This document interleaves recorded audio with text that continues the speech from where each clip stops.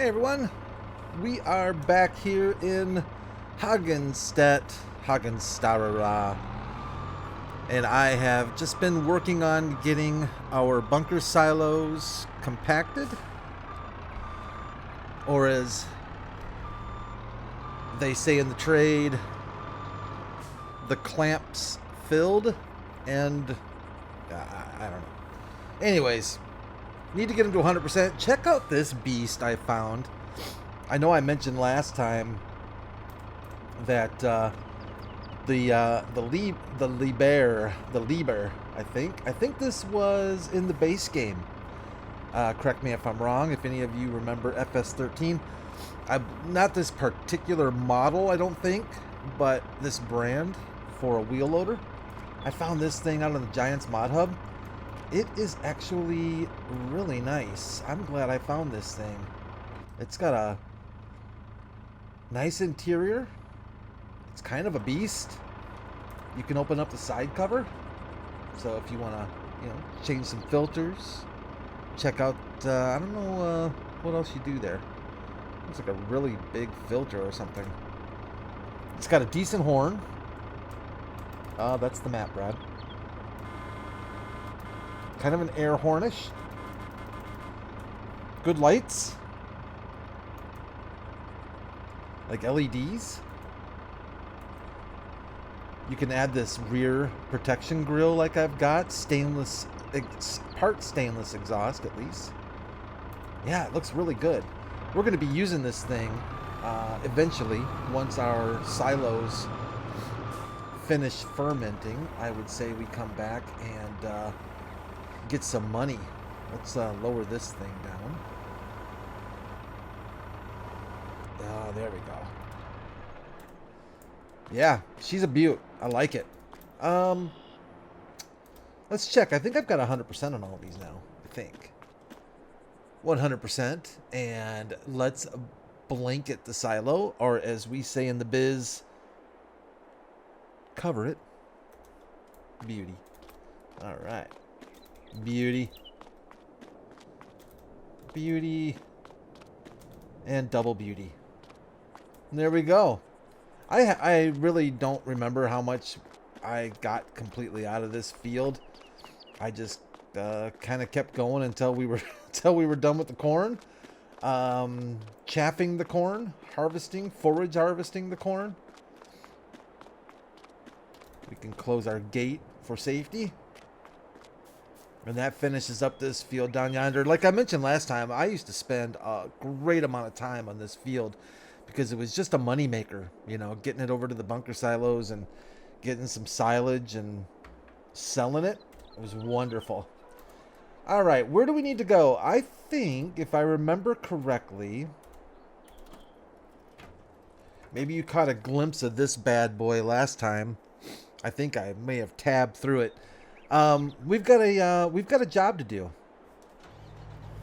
We have a harvesting contract right now that is active.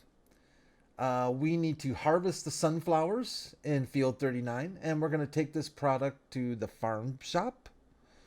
Yeah. Hopefully, I have placed us on field 39. Where's field? Is that the farm shop? I just saw. What are you? You're not coming up. Why aren't you coming up? Farm shop. I think we need to bring it up here.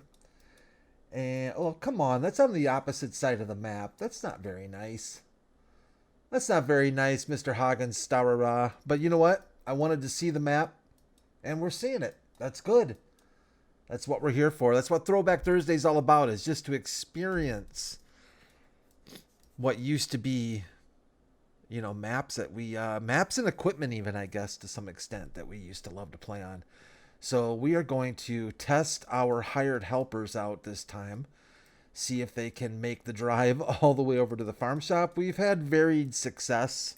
I would say that we've had varied success with that. Let's unfold everything. I quite like this Massey.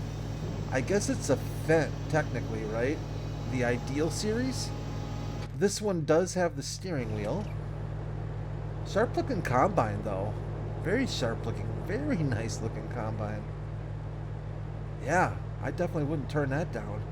A little bit hot in the summertime, I would suspect, but very nice overall. And they gave us some MAN action, which is kind of nice, and the old 3-in-1 trailer. So they didn't skimp on equipment, which I like. We're probably going to end up, I don't know, hiring out something here, some kind of work. We'll see how it goes. Getting a little bit late into the day, into October. Soon it will be November. We're probably going to have to skip a few months in order to keep the contracts going. Since we're primarily going to be doing contracts here on Hagenstedt, we're probably not going to be... Really don't have any... I really don't care about buying land and all that stuff and getting into animals and things. This is going to be more of a experience the map once again, and we're going to move on to the next Throwback Thursday map. We won't be spending as much time here as we did on the old family farm. The old family farm was just special. You know, the old family farm deserves, not that I'm saying Hagenstedt doesn't, but the old family farm deserves some special treatment. Which way? So this has got to be the length. Yeah, okay. So this is actually the way we want to go, more or less, if we're looking for going lengthwise. So how y'all doing? It's Thursday.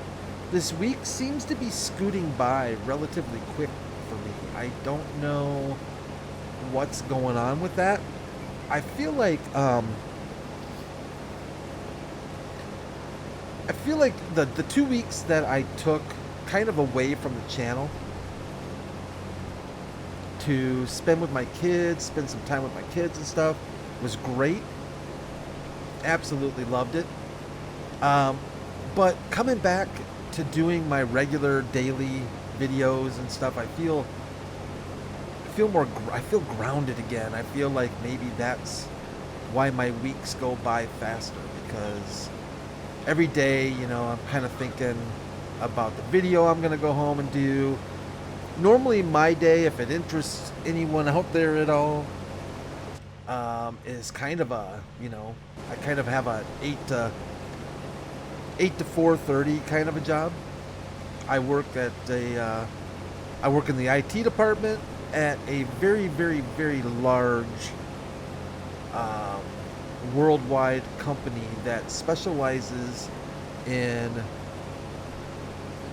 flight and airliners, aerospace, in commercial aviation, in military aviation. Yeah, and I really enjoy my job. It can sometimes be, you know, like any job, it can be frustrating, and it can be very fulfilling. And it's nice to know that every once in a while you know you have a part, albeit maybe small, in making sure that, you know, maybe the 777X will be released on time. If you're not familiar with Boeing's 777X deal, the folding wings airplane. I'm a big Boeing fan. Not that I don't like Airbus, I'm a Boeing fan. And I don't know why. I don't know how that works. You know, I don't know if it's just because I'm from the States and Boeing is an American company. That probably plays into it quite a bit, I would think.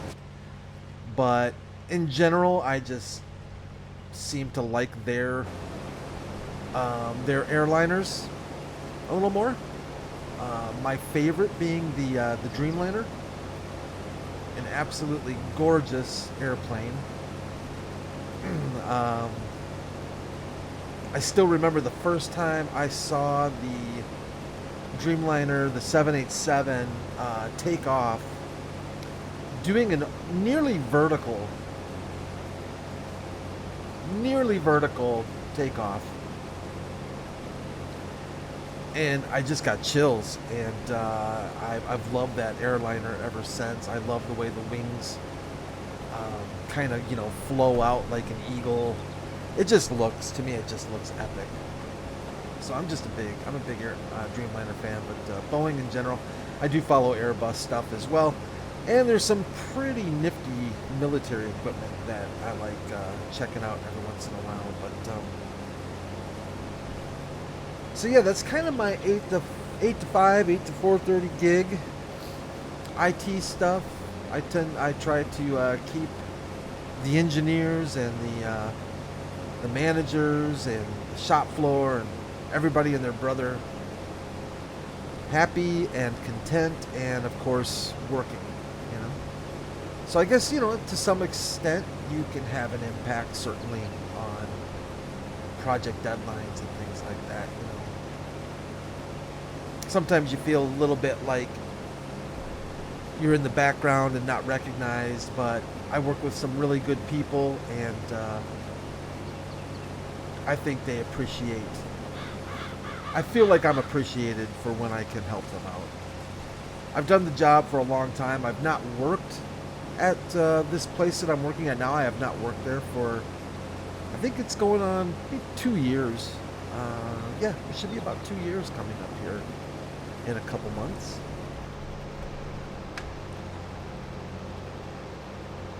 I've worked for a food manufacturer. They do make some pretty popular brands you might have heard of. Cracker Jacks. They make Cracker Jacks. I think they make they make some Hershey stuff. They make like Hershey's Kisses. They make I think they make Mr. Good bars. I think it's kind of weird. They make a pretty wide variety of food products. That was kind of an interesting job for me, just because of the environment that I had to support. The equipment was so much different than what I had ever been exposed to before. And you really kind of have to, you know, be very, very careful. Of course, you're working around food production, so you have to be really careful. Oftentimes I had to suit up in these almost hazmat looking kind of suits,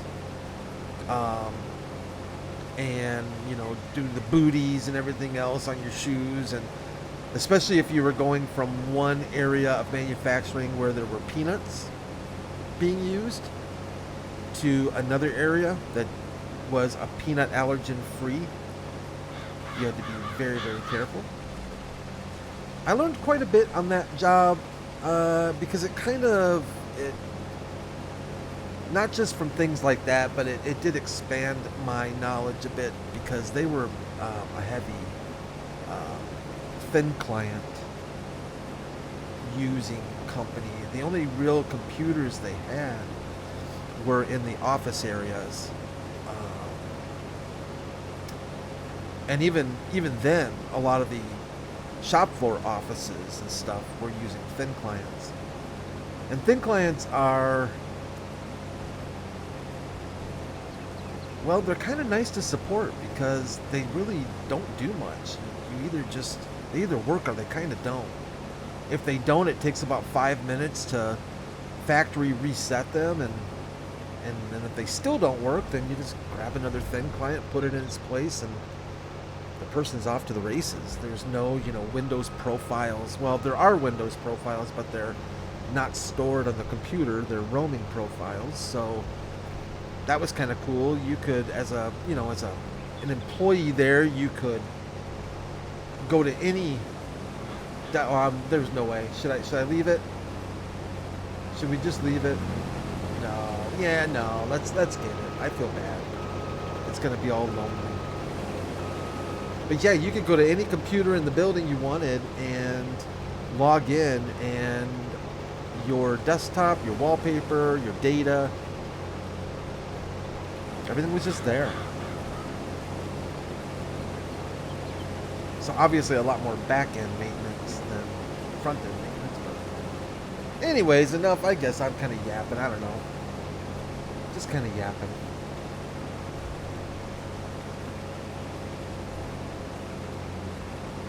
No mods today. I'm recording this Wednesday night. And you're watching this Thursday most likely. But I noticed no mods today. Courseplay was updated, at least the PC version of Courseplay, out on their developer website. They updated Courseplay to 7.3. It's either 7.73 or just 7.3. I forget. So I think that'll be coming to the Giants Mod Hub pretty soon. Not sure. I didn't really look too much into the details of what was fixed, what was repaired, that kind of thing. You know what? Let's do this.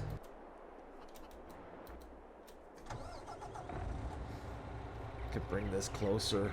Should probably bring it closer anyways. So I downloaded that and installed that, and we'll have to give that a go. Of course, it's rare that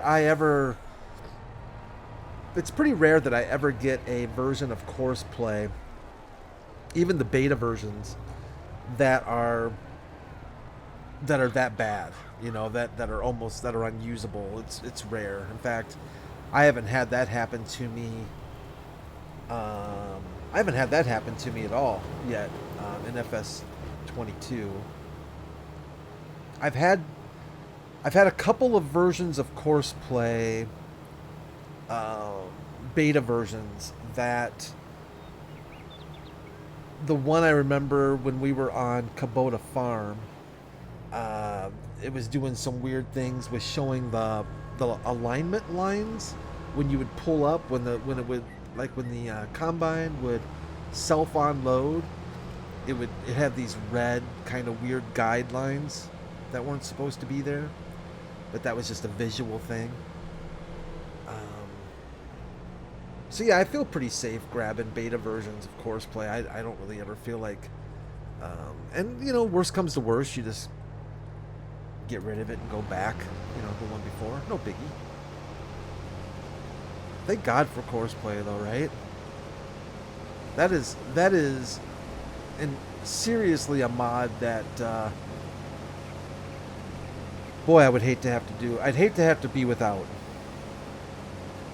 It's close up there to my GPS mod. Not quite, but darn close. Speaking of Courseplay, when did Courseplay come to consoles? It is on consoles, right? I guess maybe I should verify that. I'm assuming it's on consoles. Maybe I'm wrong. You all have Courseplay on consoles? And if you do, when did you get it? I don't think I recall Courseplay being on consoles back in like 15, FS15 or 17. I just wasn't paying very close attention.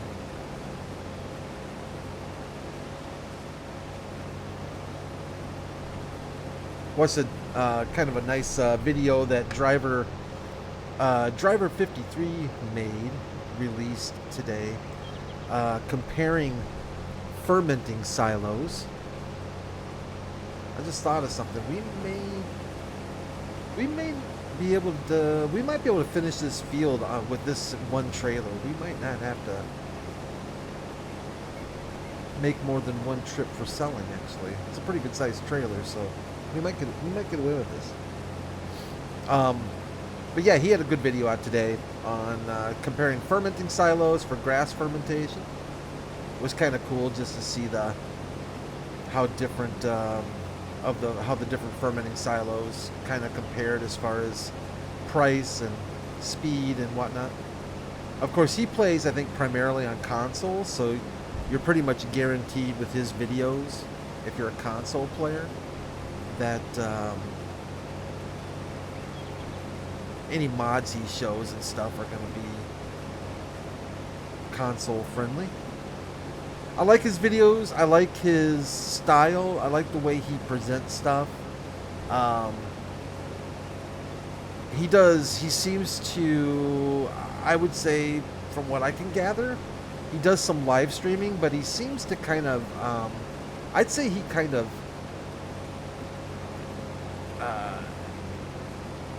focuses on some comparison video type stuff.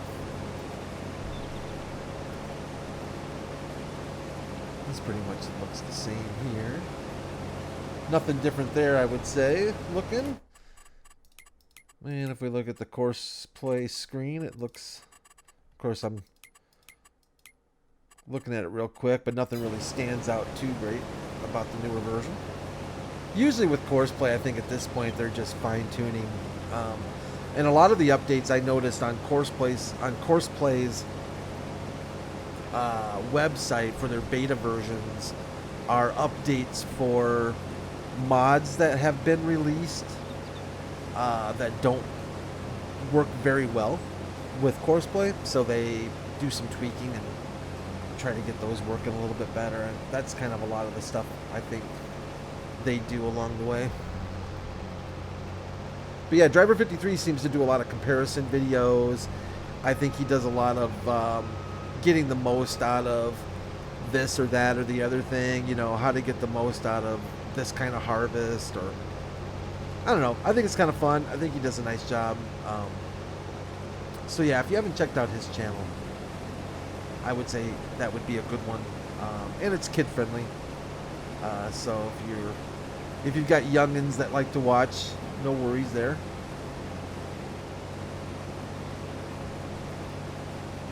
I've been thinking about this live stream thing. My kids want me to do it. They mentioned it to me last time. I talked to them about the channel and stuff, and I don't know. I think they're trying to be nice to Dad. You know, my younger son tries to get his friends. I think he got his friends to subscribe to my channel early on, which is nice of him. You know, nice of him to do that. They weren't leaving nasty comments, which I thought was also nice. But they were talking to me about live streaming, and I don't know. I think it might be kind of fun. I think it might be kind of fun to hang out with you guys at some point. I don't have a webcam. I'm probably not going to be getting one anytime soon. But the only challenge I can see with live streaming for me, I'm a single monitor YouTuber. I don't have dual monitors yet. I'd like to get that hooked up eventually, just so it would make some things a lot easier in that regards. But I think we could still have a good time live streaming. I think I can read. I've never done it, so I am like totally rookie. I feel stupid, in fact, about it, because you would think being having a technical job and a technical career, I would be able to be like, oh yeah, live stream is no problems. Well, it scares me to death because I honestly have no idea what I'm doing. I know I'll have to go out and watch some YouTube videos on how to set up a live stream and what to do. I'm going to assume I could use maybe my iPad for the chat. Is that, I don't know if that's right or not. You know, I don't want to have to, obviously I don't want to have to, I don't want to have to, you know, control our tab through Windows so I can see the chat and you guys are watching the game, and then that'd be ugly. So I'd have to have some way to look at the chat. I'm assuming that would be, I could use my iPad for that.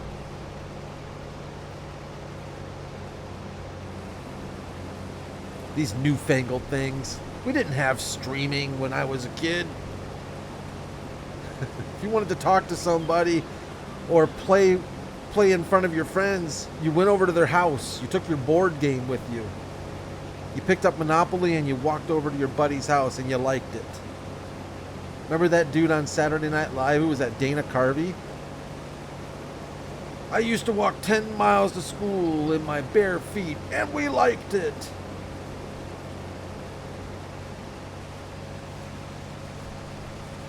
Some good old SNL skits.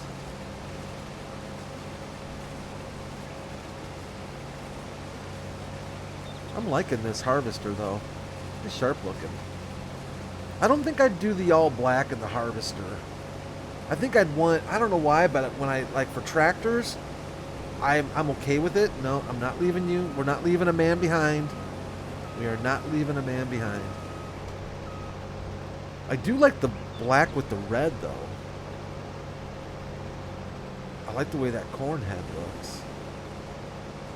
I guess technically it's a sunflower head right now, but that looks pretty nice.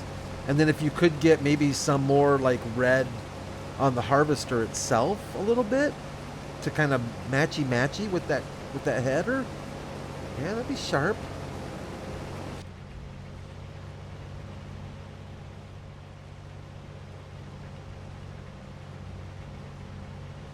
This is that it was a Fent, but it was a Fent Ideal. But this is that combine that I was watching, that Mike Mitchell, his farming YouTube videos that he had. He had one of these, and it had the joystick right here instead of the steering wheel. I don't think the joystick, the driving joystick, I think was on the left, right by that. I'm pointing at it. Obviously, you can't see what I'm pointing at. Right by that armrest right there, in between you and the buddy seat. So at the front of that armrest was another joystick similar to that joystick. And that was the driving or the steering joystick, if I remember right.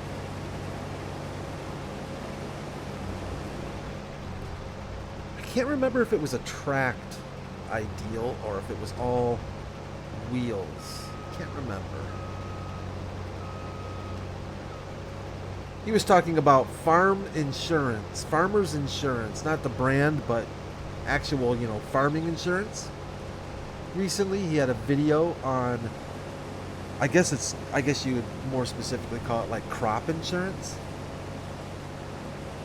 That'd be kind of interesting to bring into farming setting. I always thought that they kind of had a miss with that whole thing. Like, I think it would be interesting if they would bring in and introduce like hail and storms that could damage, and you could either lose your crop altogether due to weather, or maybe it would hurt your yield. I thought that would be something relatively... No, I'm not doing this on purpose. I promise you guys. I'm really not trying just to leave these little single guys alone. But I think that's kind of a thing they could bring into the game pretty easily. I don't know if I'd like it or not, But then if you did that, you could introduce crop insurance. And you could, when you go to plant your fields, maybe you buy crop insurance for $5,000 or $10,000 or whatever it is. I have no idea how much crop insurance is, but in real life, almost full. But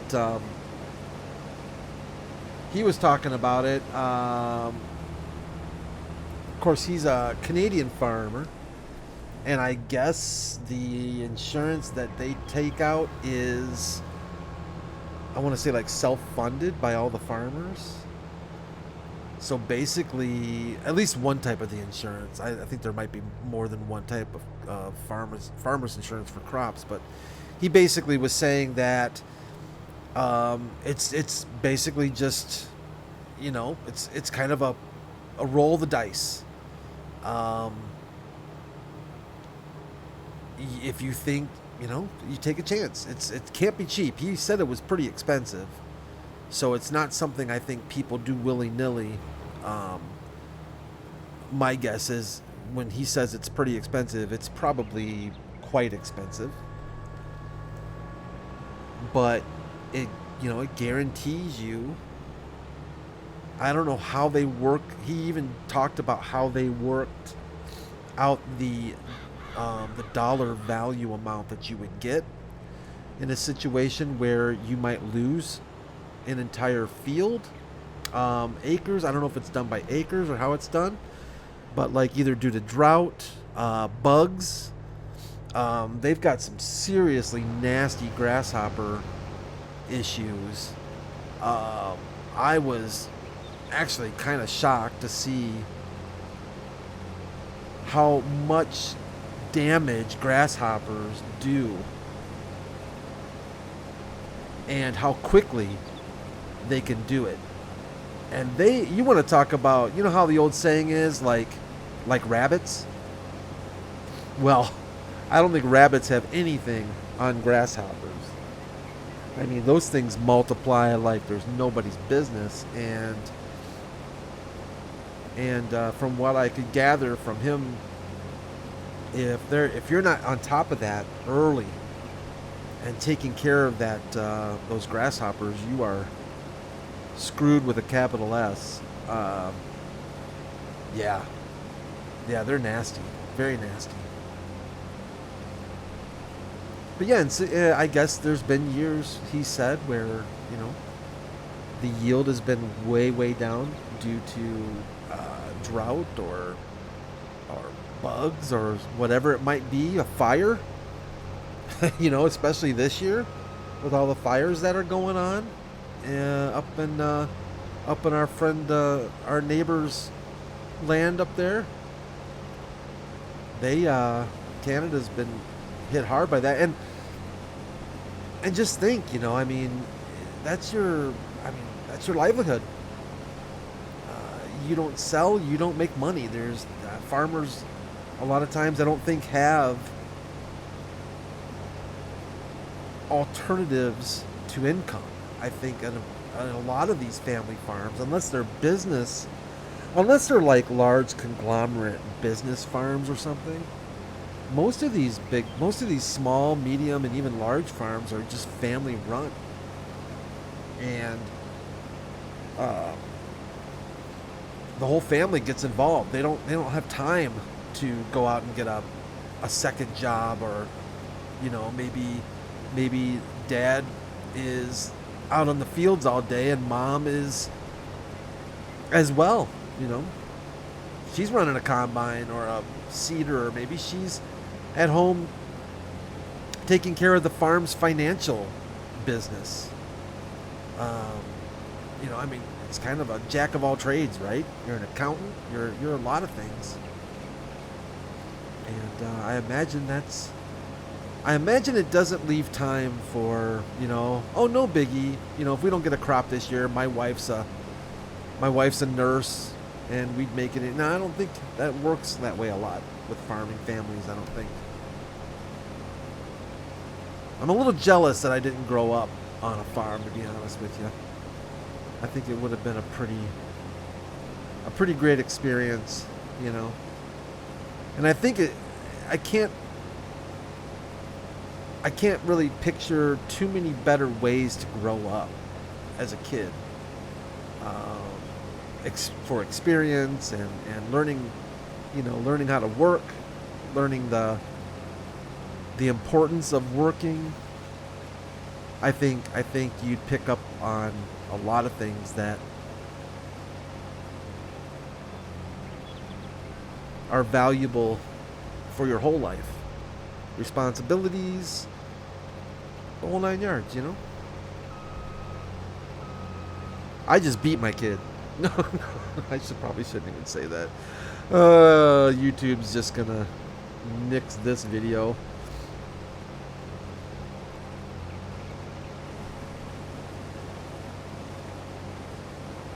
I think I was lucky because I had a couple good kids. Of course, you know, obviously being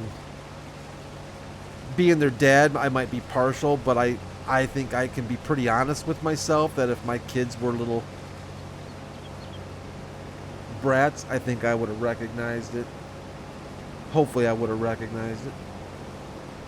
But sometimes you don't get as lucky, and sending them off to a farm to learn how to work might not be the worst idea in the world. And how bad would they have it? I mean, if it was a decent sized farm,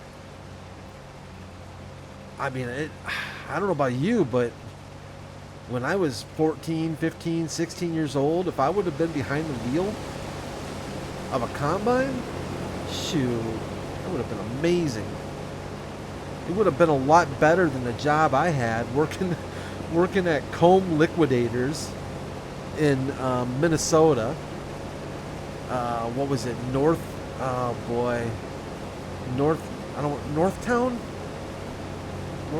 Mall, Northland Mall, in that area. I forget if it was. I want to say like not Naperville, 'cause that's Chicago, but anyway, it doesn't really matter. Twin Cities area.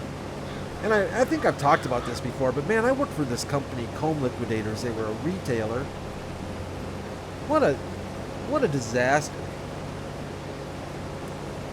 They sold, all they did was just sell their entire, your entire store was filled with stuff that wouldn't sell, on like Home Shopping Network or QVC. How bad how bad does something have to be that you couldn't sell it on QVC? What kind of products? I'll tell you what kind of products. I remember, oh my gosh, I remember this nasty, just nasty looking, we used to get these nasty looking China plate sets in. They were just gaudy looking, gold, fake gold, and just so bad. And these nasty looking like lamps that looked like they belonged, I don't even know where they would belong, but it's probably nobody else did apparently either, because they couldn't sell them on TV. Get a lot of jewelry, of course, because you always see jewelry. I don't know, is QVC still around? And Home Shopping Network? I don't even know. I think there was another one too. I forget who owned Comb though. Comb Liquidators was either QVC or Home Shopping, or maybe both. Who knows? We'd get a little bit of everything in. We'd get luggage. We'd get some clothing. I will say this: the one thing that did make it interesting was we would get a lot of like oddities and things that you normally would never find anywhere, unless you had a Comb Liquidator store. And some of them were pretty legit as far as quality and cost. Some of it wasn't cheap either, but we got these. Now granted, these are completely illegal now. I don't think you can buy these anymore, or they can't be imported anymore, at least is my understanding. I hope not, at least. But we used to get these ivory, so elephant ivory, Buddha statues.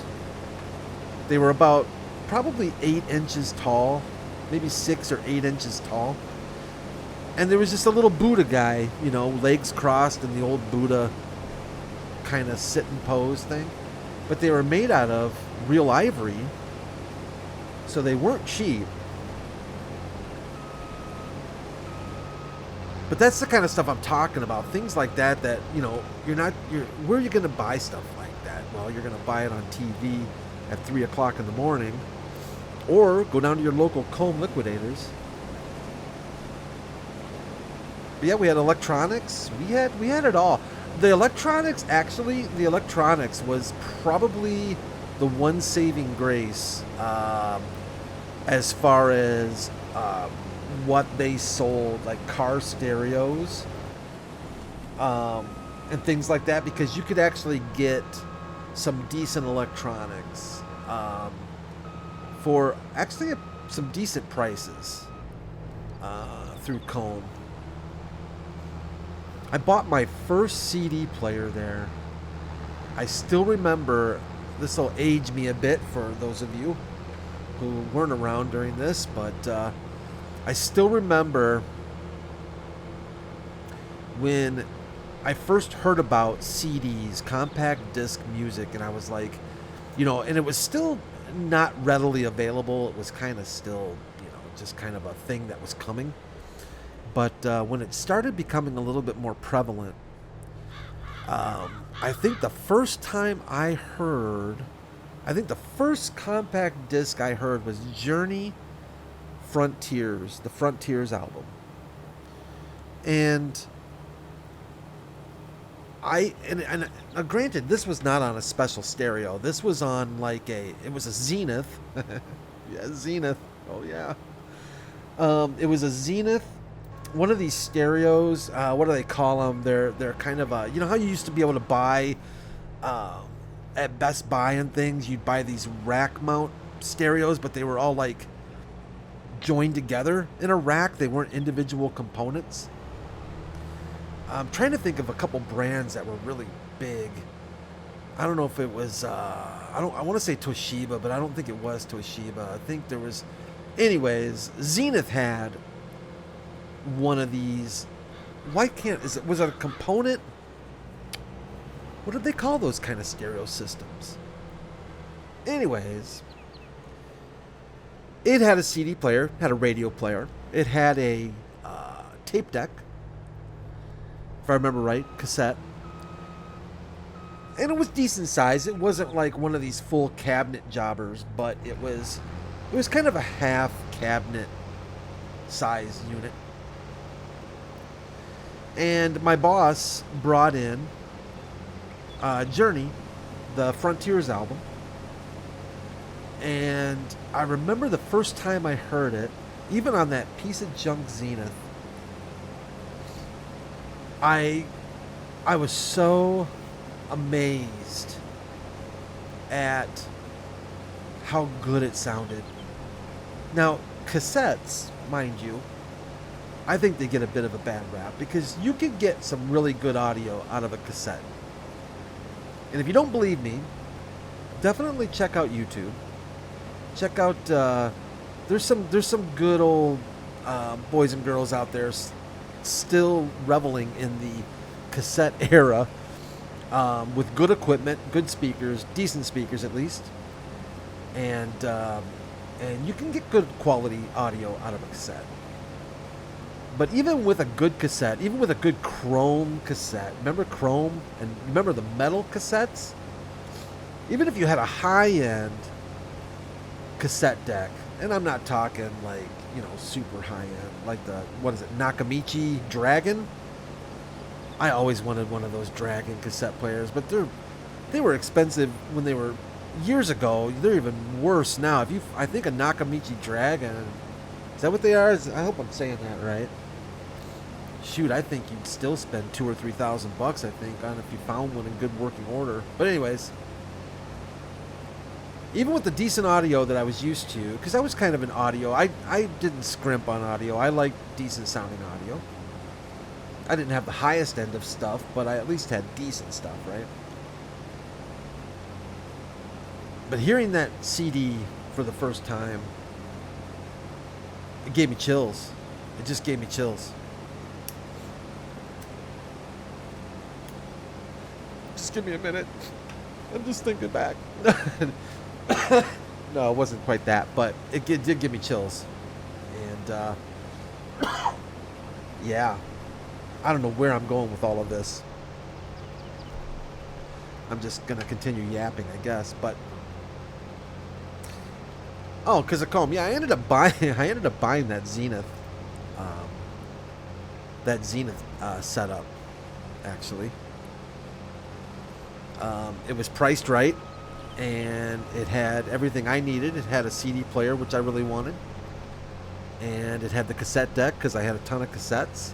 I could still make my mixtapes. Tin Man, you know what I'm talking about with mixtapes. I know you're right there with me, buddy. Even the bike guy. I'm not sure how old you are, my friend, but I think you might know what I'm talking about. But yeah, mixtapes were awesome. I actually miss mixtapes. There was something special. You know what? Forget you. You're staying there.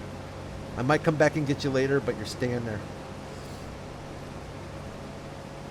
So I could still make my mixtapes. I could still get, you know, now I could get music off of a CD, though. Oh, man. Brilliant. The days before digital music.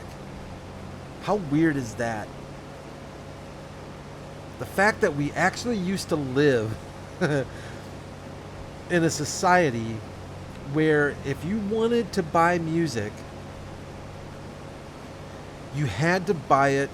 You had to buy a physical copy of it. You didn't have any options. It had to be on something physical.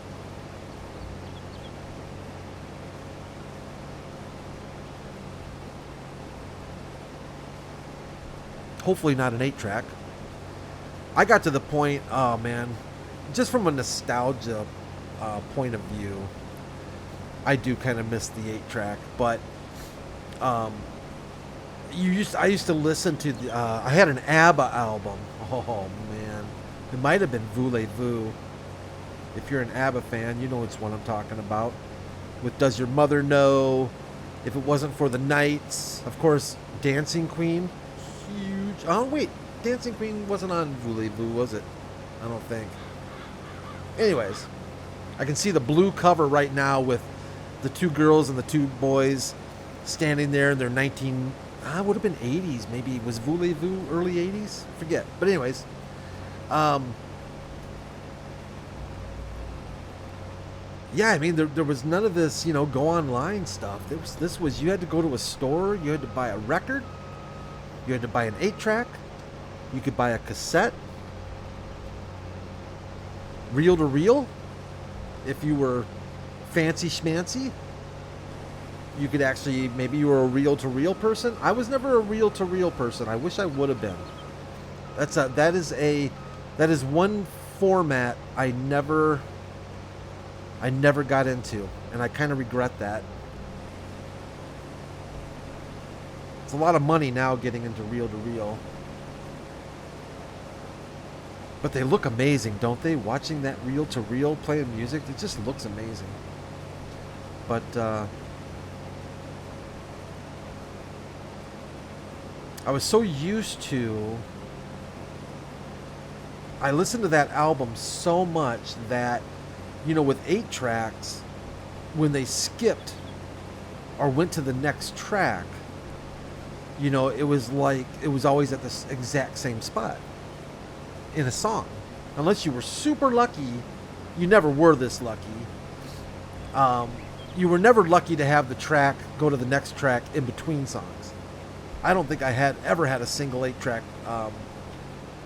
that did that, you know, where it lined up that way. It was always in the middle of a song.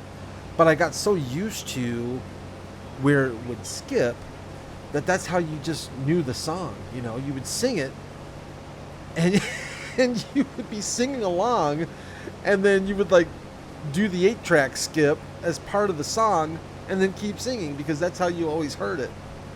That's how ingrained it got into my brain. And even to this day, if I listen to Voulez-Vous, I can hear that skip. And if I listen to ABBA's Super Trooper album, there are skips that were on my my records, my vinyl, and to this day it still sounds weird to me if I don't hear the song skip, where I was so used to hearing it skip.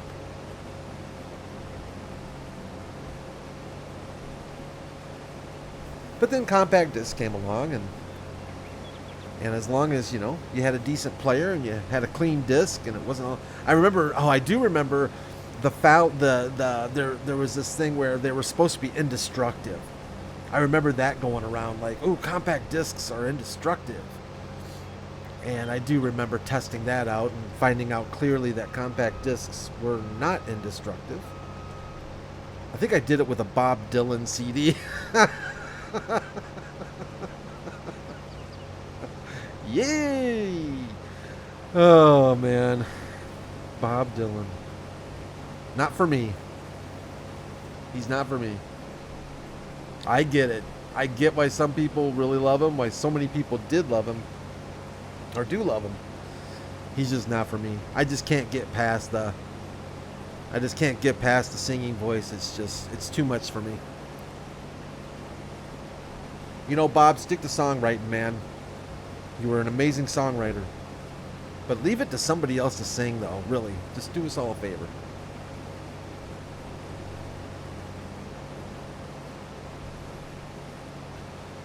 And I mean, you can take that compact disc thing, and you can even apply that to, you know, growing up with no VHS, and then getting. I remember my dad bringing home our first VHS player. It was from J.C. Penney's, if I remember right. It had a corded remote. And we thought that was actually pretty fancy at the time. And of course, you had that tracking knob, you know, where you would get the VHS with the squiggly lines once in a while, so you'd have to go up and turn the dial to get the tracking right. And with VHS, and then being able to record stuff with VHS. Ooh, sorry. I hope that wasn't too loud. I bumped my microphone. My apologies. I really hope that wasn't really loud in your ears. And then of course you know we never did Betamax. We were a VHS family, and then of course it went on from there, and we never even got into what were those video discs? What were those things called? The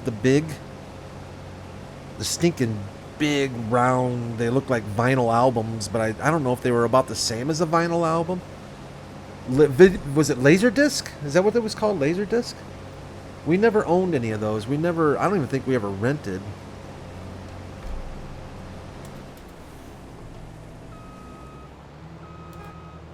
I don't think we ever rented a Laserdisc player, or what kind of horn does this thing have? Sounds like a car almost. Kind of weak sauce. Our family wasn't super. It wasn't often that we were at the breaking edge of technology in our family. You know. But we weren't exactly, you know, in the Stone Ages. We were kind of your typical middle class family, and you know, Dad would bring home something really cool like that, and holy cow, then he probably never got to use it because us kids were all over it. I'm still amazed to this day that my dad let me go on his computer as much as he did, his Tandy 1000EX. The first family computer. And I'm kind of surprised he let me on it as much as I was, because I remember using that thing a lot. Maybe my mom interfered. Maybe she kind of ran guard for me. And I guess we don't have to go down to that end, do we? We can go this end. My mom kind of ran guard for me probably. And Ron, you let Brad on that computer. He seems to like it. And for God's sakes, it gets him off the TV, so let him have at it.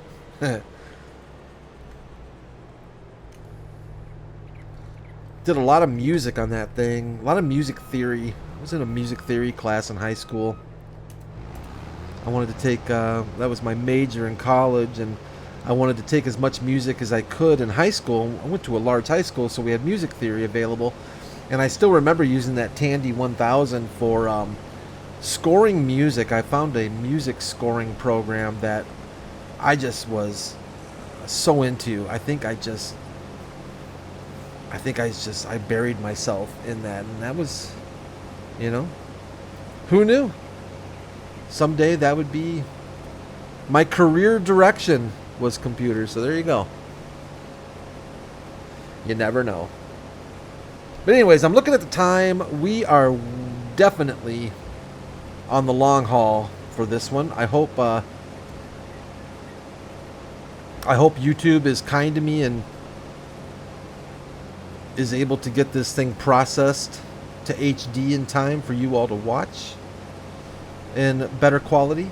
I hope you're not having to watch this in 360p or whatever that nonsense is that YouTube sometimes presents.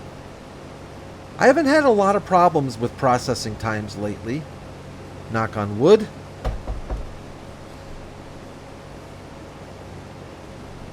YouTube has been good to me recently with with getting the HD processing done in a timely manner, which is kind of nice.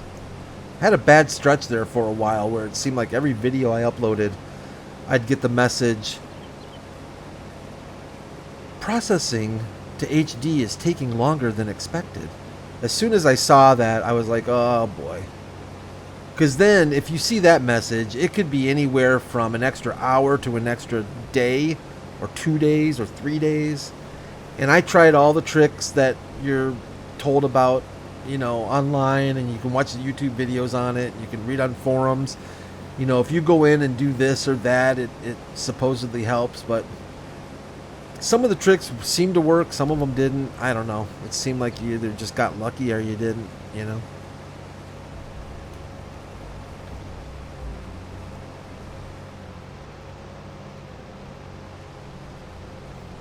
But it looks to me like we are going to... It looks like we're going to be able to wrap this thing up with one trailer load, which is kind of nice. We're at 77%. Probably get up to about 80%, and then the rest will be selling our sunflower seeds, or sunflowers, I would imagine.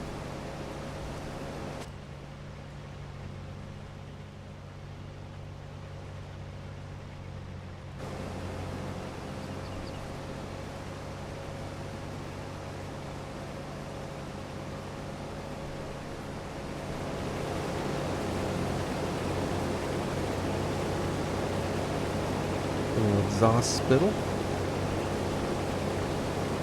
Check out the beacon. Nice.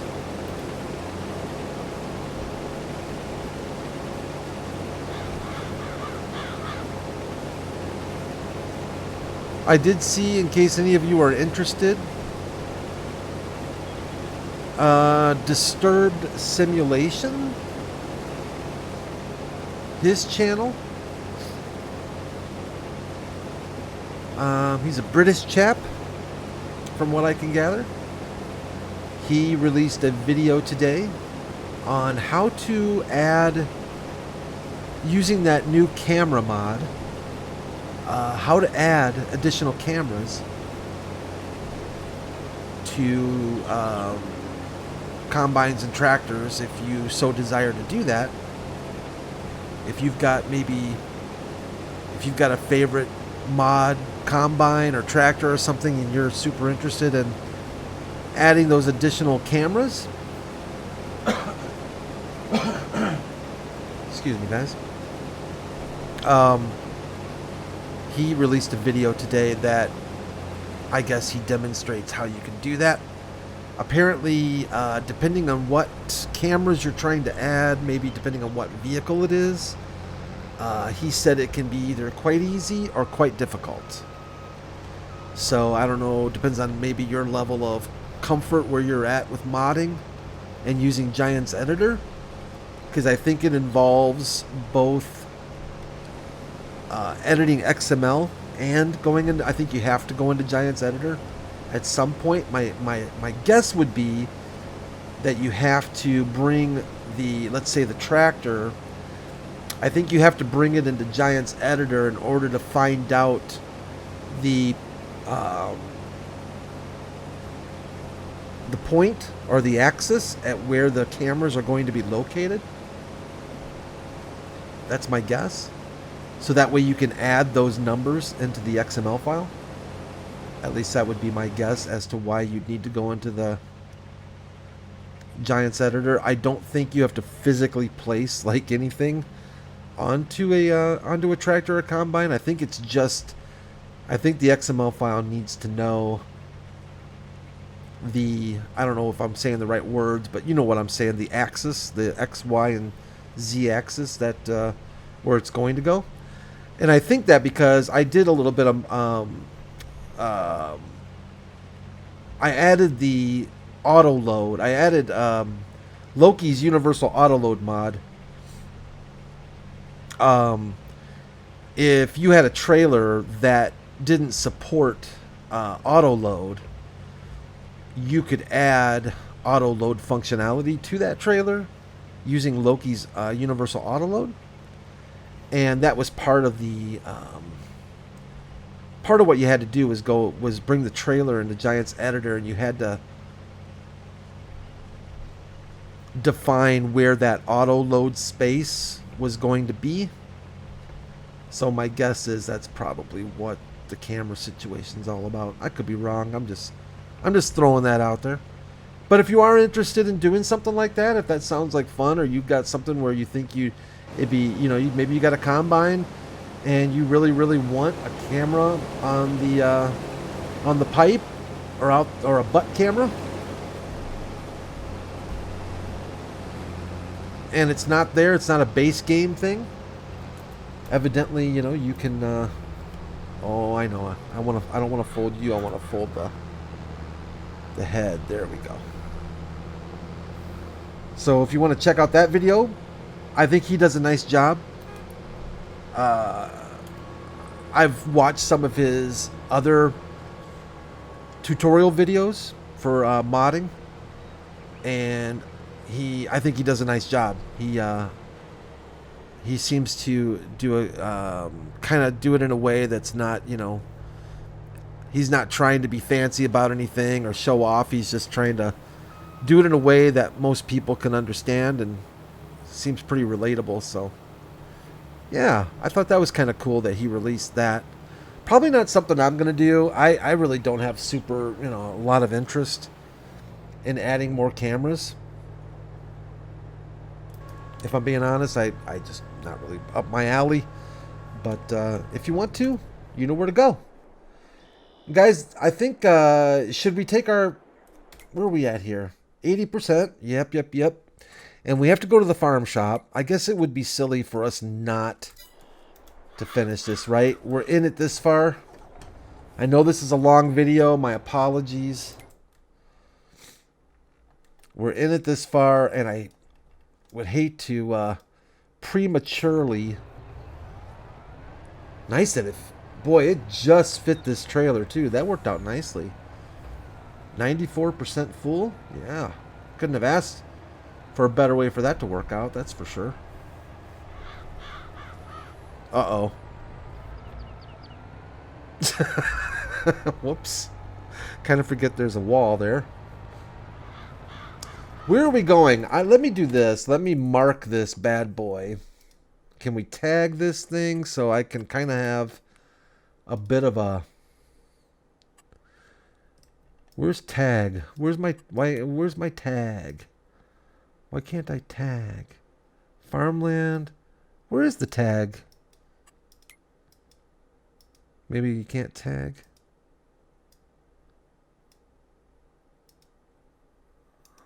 That's weird, right?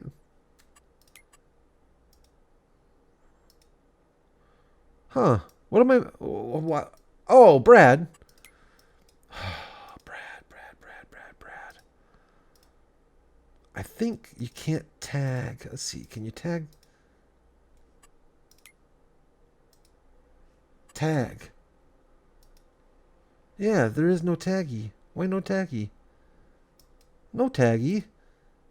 That stinks. Alright. Well, we'll just spitball it.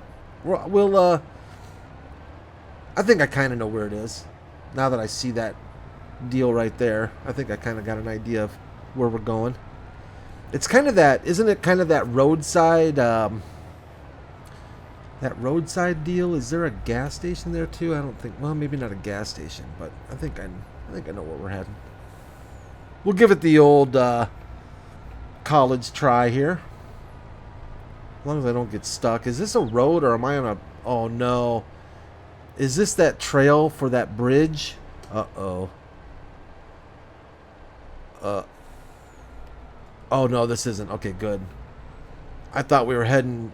You know that walking bridge? That would have been bad. Where is that bridge? That bridge is somewhere. Is it over there somewhere? Oh, man, I better watch where I'm going. Ooh, a little slidey. A little squirrely on the back end there.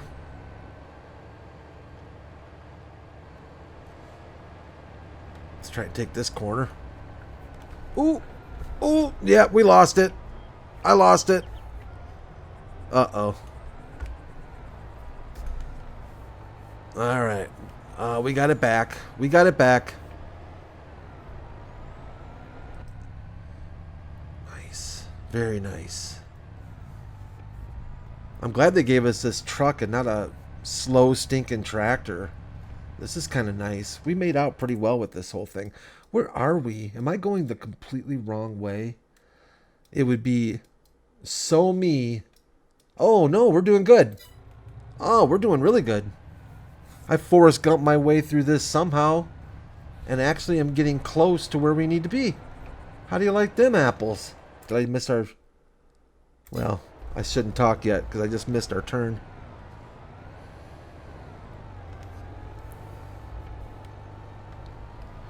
We don't want to leave this episode on a cliffhanger, you know.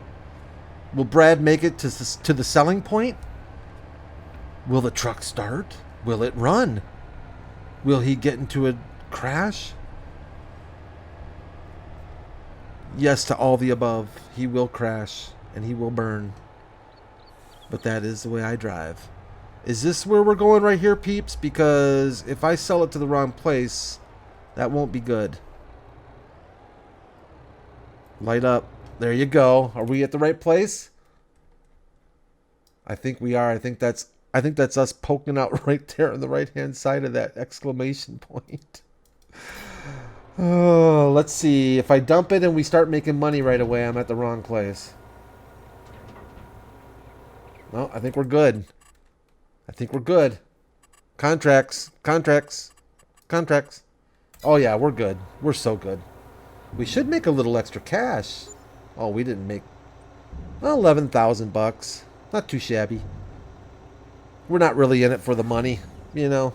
Thank goodness. Yeah, contract complete. Said and done. One last look at the MAN before we say goodbye. Let's go ahead and collect on this contract. Space and Gonzo. That's it. Thanks everyone. I appreciate your if you're still in it. Wow, good for you. Good for you. Actually, what's wrong? What's wrong with you? No, seriously, I do. I appreciate you all sticking around. I know it's a long episode. My apologies, but got to talking, you know, got to talking. But hey, we got our contract done. I'll be scoping out some more contracts for us to take care of here on Hagenstedt. But tomorrow we are going back to Hinterland, the last days, because we still have a lot of work to complete there. So I'll see you all hopefully tomorrow. You all have a really, really good rest of your day. And take care of yourselves. Take care of each other. And as always, please leave a like if you enjoyed it. I really do appreciate those likes. And always subscribe if you'd like as well. It'd be great to have you on board. Take care, everyone. Bye for now.